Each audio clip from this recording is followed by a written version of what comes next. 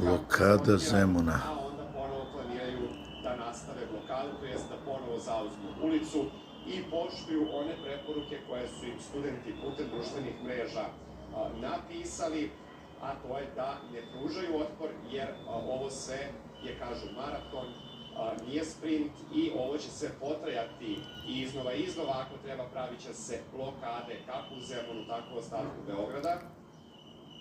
Čini mi se da je samo glavni starešina komandir ili koji je već rod, to nisam sad u ovom momentu siguran, prišao građanima da razgovara sa njima, evo prići ćemo i da čujemo šta govore.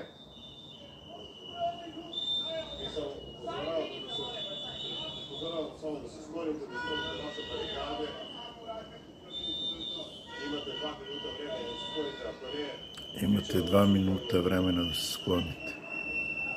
Evo, čuli ste upravo od policajca Maksimovića, koji je došao i rekao građanima da imaju 2 minuta da sklone ove prepreke koje su postavili. U suprotnom, policija će biti primorana da ih ukloni.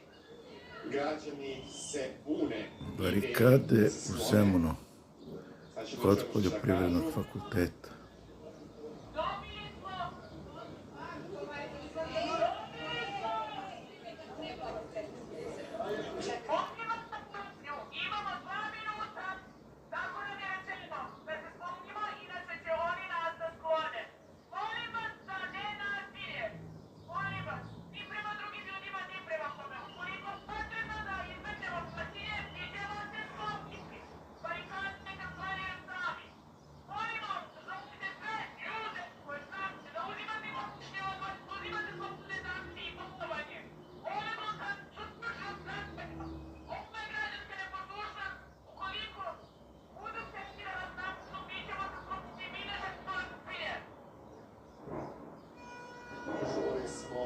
Upravo jednu, pretpostavljam, studentkinju, redarku, koja